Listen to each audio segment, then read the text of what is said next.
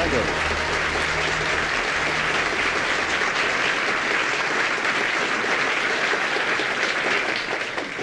I want to talk to you here today about some materials that were offered the public quite a long time ago on the subject of gradation. I want to talk to you about the route, the bridge. When you first say to somebody, we're going to make you better, or we want to make you better, he immediately asks the question, better what? Bank robber, of course, say he wanted to become a better bank robber.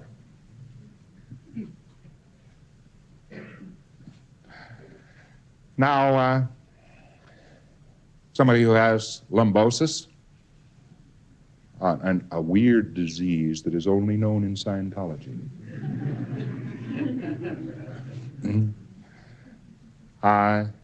Well, he thinks you're talking about making his lumbosis better. Now, the difficulty then is one of communication. And communicating what we are trying to do in Scientology to somebody who has no inkling that that can happen is difficult. And one of the most difficult things in the world is to tell somebody who thinks he's a body that he is himself. Now, the world at large tends to tell one another, but I don't think individually any of them believe it, but they tell one another that man is an animal, and that man is only an animal, and that when he dies, he is gone. Of course, that's just about as insulting as you can possibly get. That gives the guy no duration. An individual then is killed dead. So if you wanted to get even with your fellow man, you just go around and tell him, you're an animal, and when you're dead, you're dead. Now I've gotten even with you.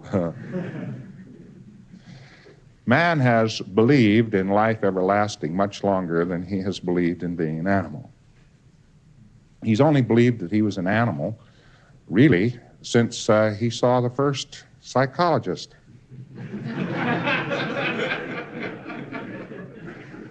I probably didn't state that very flatteringly with regard to psychology. People sometimes think I joke about these things, but the truth of the matter is, did you know that I got a hold of a book? Dianetics, Modern Science of Mental Health was published in May of 1950. And just before the first issue of Dianetics, Modern Science of Mental Health came off the publisher's assembly line, the last psychology textbook dropped off the assembly line in the same book company. The American Book Company was also publishing for the University of Chicago psychology text departments. So there was a psychology textbook which was written and printed before Dianetics, Modern Science of Mental Health was printed. But there they were, end to end. And as that last book dropped off the line, I caught it. And I turned around to the very nice young vice president of the publishing company and so forth, and I said, do you mind if I keep this? She said, well, it isn't really properly bound, and its cover will probably bend, but you may keep it. So I did, and I put it in my library, and I still have it to this day. It's odd that it no longer is representative of what they call psychology. That's very interesting. It teaches that man cannot change. It doesn't only teach that he's an animal. It says he cannot change. He said that nobody can change his intelligence. Nobody can change his ability. Nobody can change his behavior. Man can't change. He's finished. So you can say something worse than to somebody that you're totally mortal. You can say, you're in a mess, huh? Well, you're always going to be there. I hope I've cheered you up.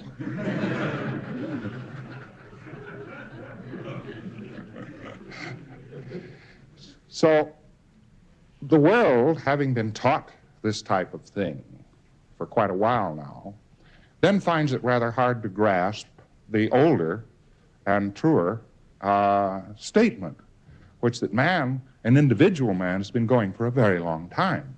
And when he dies, he goes somewhere else. The man's believed that longer, but this other philosophy came in and tended to wipe it away. So therefore, it becomes rather difficult to tell somebody who is out on the street there, and you say Scientology, and this is where and what we do. Well, he isn't aware of the fact he's got any place to go, don't you see? He doesn't think he can get any better. He doesn't think anything's going to change, and so forth. Well, you have to show him. Well, because it is hard to demonstrate it to him or teach him intellectually, you can, however, do it with a synthetic graph. You can show that there are these various states. Now, by visualizing this graph, by visualizing on the graph and letting him see that there is this and that and the next thing, why then he is shown that there is some place for him to go. And that is the reason for this. Now, oddly enough, it is very doubtful if he will have any great reality higher than the next level up. He has a good reality on this one jump. He can visualize that. He can imagine that. When he gets to that, he can have another realization of the next one. It's very funny to see somebody who has just been, oh man, he's just been tearing up the ground to become first stage release. And he's gotten to be a first stage release. So he says, all right, I'm first stage release. Now second stage, you see. How do I get there? If you told him that he had to make this tremendous jump in 24 hours from where he stood to OT, you would give him a terrible lose. And very often somebody tries to tell people this and gives them a very bad lose. Shouldn't do that.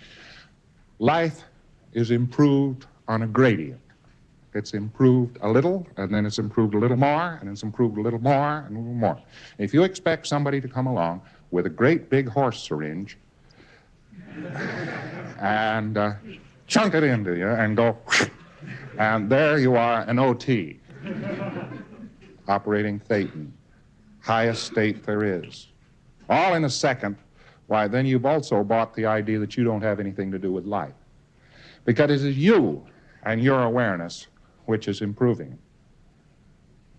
It isn't the attendant and appendant machinery you're surrounded with, like your hands and your arms and your automobiles, that's improving. It is you.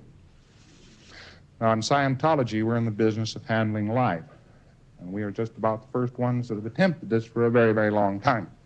And we're very good at it. We have been at it now for quite a while. You take some Scientologist and measure him up to an existing situation, why, he may not make the most roaring success out of the situation in the first 3 minutes, but he will certainly do a better job of it than anybody else can. Now, if you had a very serious illness, one's mind would be so thoroughly occupied with being sick that one could only envision being well. So if you were talking to a very sick man, you might talk to him and say, there's a state of OT whereby you get 100 miles tall and that's it. I don't think he'd give you much attention. He'd be talking to those pains in his stomach. So to a very sick man, about all that could be envisioned by him would be not getting well. That'd be too big a jump. But not hurting. You get the gradient. If you could just fix him up, you could tell him, we'll fix you up so you don't hurt. He said, oh, thank heaven for that. You see, that would be a big win.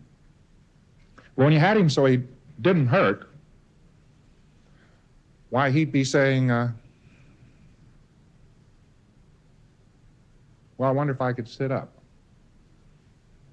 Next gain, see, next state. And then if he's sitting up, why, he says, maybe I'll get downstairs tomorrow. If at any one of those, if you told him at that stage of the game, well, Joe, we're going to have you back on the job in your old state, you know, and playing on the local company football team by next week, he'd go,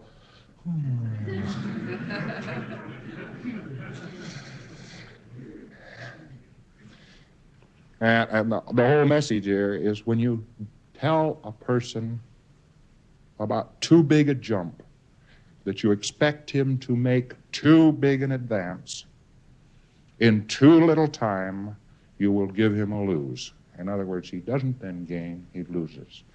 And the gradation chart, which we have, is a prevention against this. It not only tells a person where he can go, but it tells him also in such a way and shows him the right stages to prevent his having a tremendous loss. Otherwise, he could lose. Oh, Scientology. You can imagine some state of mind like this. Oh, Scientology. Oh, yes, Scientology. All right. That's fine. Well, they'll make you an operating thetan there, and you'll be 9 feet tall, and you'll be able to beat up on the local government, and you'll be able to throw your wife in the Pacific Ocean. You won't have to bother with her anymore, and you'll just be all-powerful and so forth. Well, it probably wouldn't be very real to the individual, but even if he believed it, I can assure you it's going to take him several years to make it. And by the time he makes it, he won't have any interest in throwing his wife in the local ocean or beating up the local consul. Government, isn't it? Now, the individuals who are on this planet were not issued an instruction book about themselves. I wish to register a protest about this.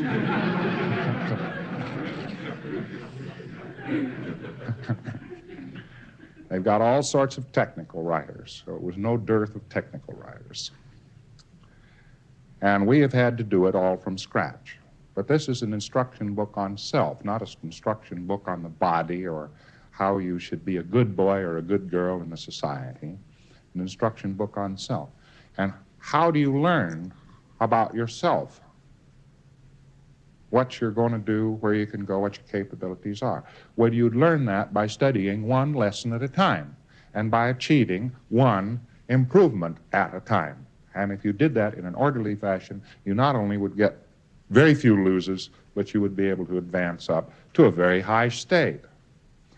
Also, there's another point which is interesting, and that is if you can, in actual fact, advance a person by processing more rapidly than he can tolerate. There's this other side of it. I can do that. But in every case, the individual has just gone, has practically collapsed. Too much gain, see? Oh, he walks out of the place, he's 9 feet tall, he's going to take on the world. You know, he's all set.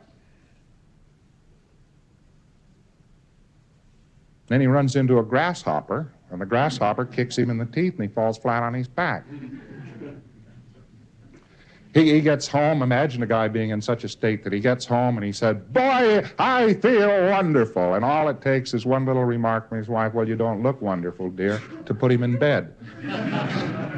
I wouldn't say he was in very good shape, do you? But you can advance an individual well up above his ability to tolerate. So that is another reason why it is done by gradation. Now, what does gradation mean? Well, there are grades to a road, and there are grades to steps. There are steep steps and shallow steps and so forth. And there are vertical poles. And a vertical pole is not a gradient. You want a gradual grade up. That's what gradation means in our particular sense. And classification means that we require certain actions to have been done or conditions to have been attained before we say that individual is classified in that grade and let him go on up. Now, we're not trying to keep anybody back. We're just trying to keep somebody from breaking his neck. We have the idea of a bridge. across the chasm. Now that is an old mystic idea that there was a chasm. There was a chasm between this existence, where we are now, and a higher plateau of existence. And that many people trying to make it fell into the abyss. Well, we've built a bridge, and we have this simile of the bridge, and the bridge goes from this state of existence to that state of existence, and the bridge is all complete now, and it can be walked. But there's one point: you have to walk on the bridge. You know, you wouldn't think you'd have to tell people this. You'd say to somebody, you can cross the Grand Canyon as long as you walk across the bridge. And you think that is enough, but by George, somebody will go down to the edge and walk off into thin air. And you say,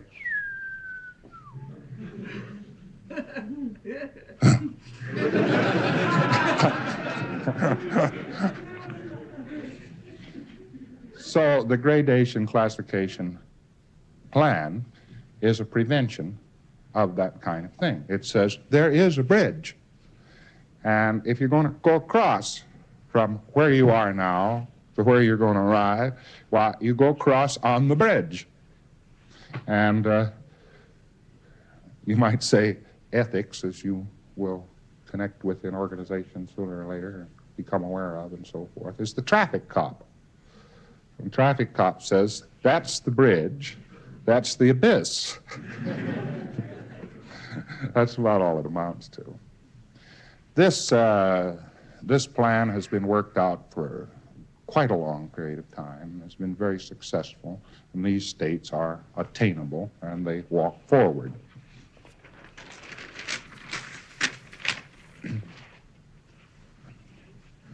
Now we have here just the chart itself, which has been published, and it goes from the bottom up. It is read from the bottom up. And it even has an elastic bottom. Some people are more bottom than others.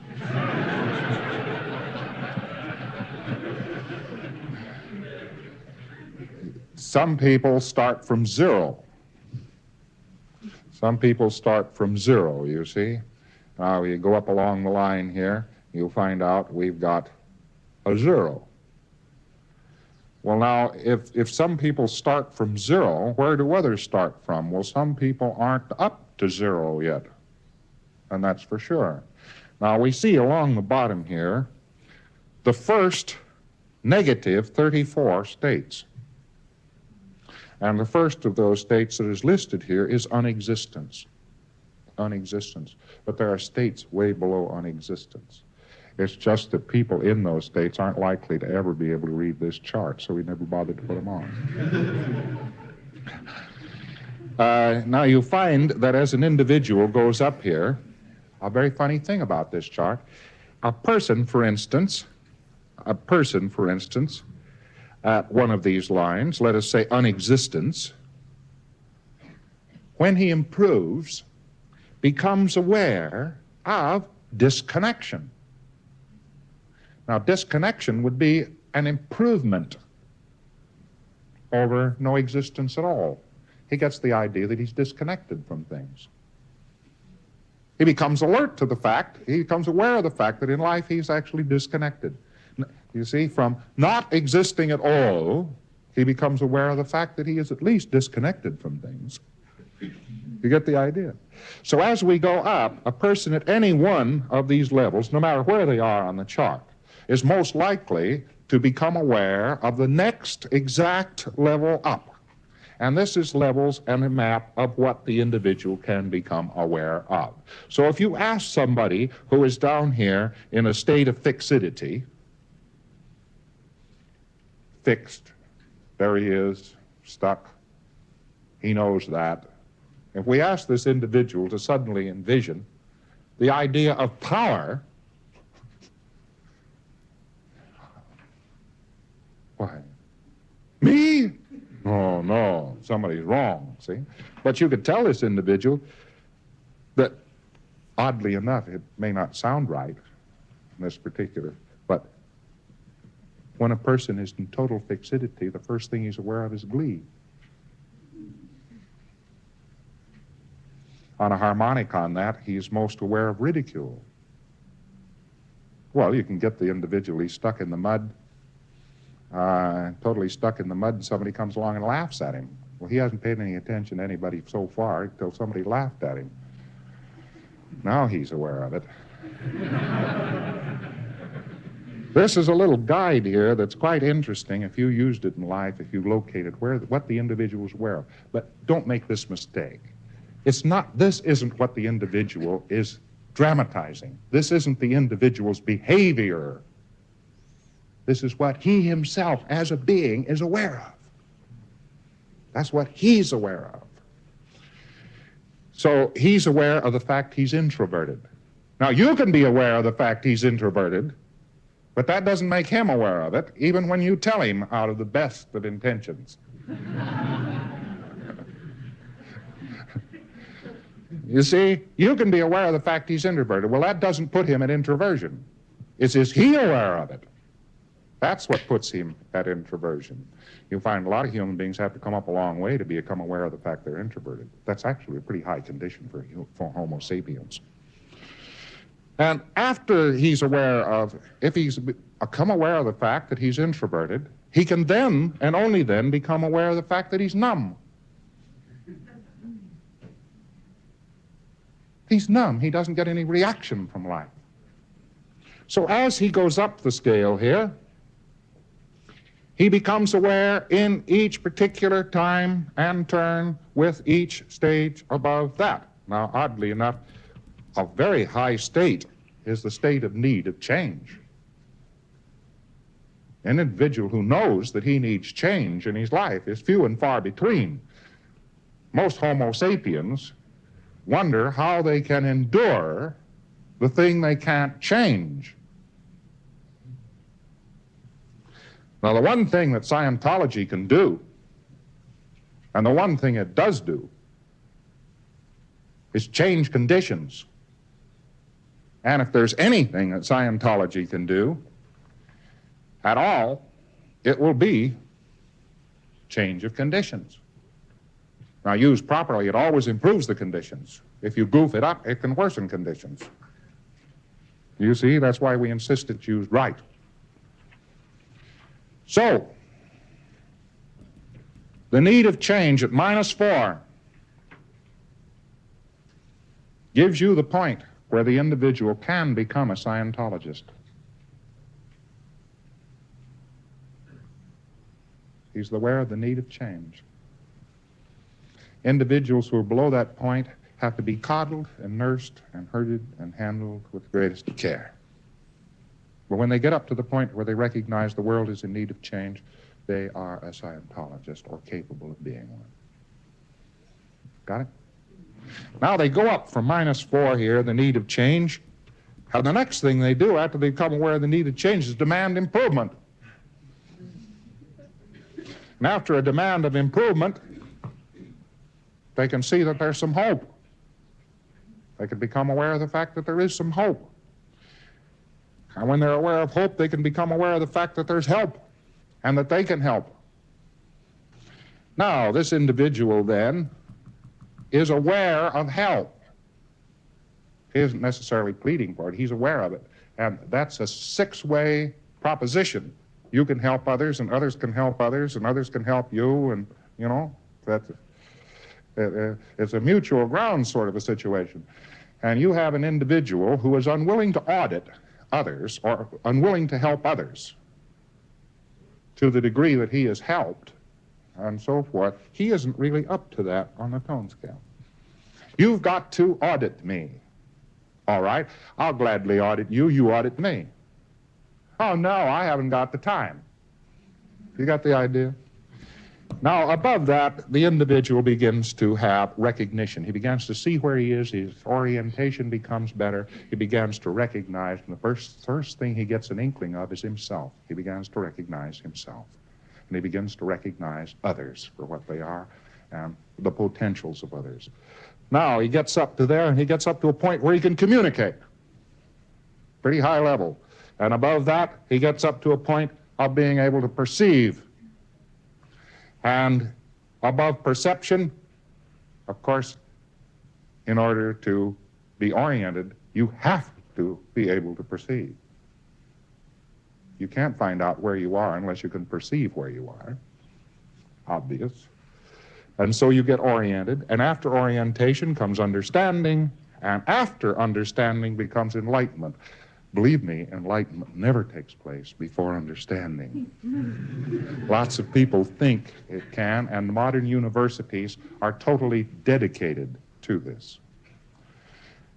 Now, up above that, an individual again gets a return of his energy, he gets an adjustment, he becomes aware of the fact of a body and that he is not a body. He gets into a point where he can predict, he goes into action, he himself is capable of production, he knows a result when he sees one, he can review the things of his life and take care of it, he regains his ability, his purposes, his own purposes start coming out straight. For the first time, he didn't ever realize he was really running on other people's purposes, and he gets a clearing of his entire past and other purposes and a realization of himself, and then he goes into a state where he is capable of power. But by the time he gets into that state, he's of course totally responsible and could be trusted with it.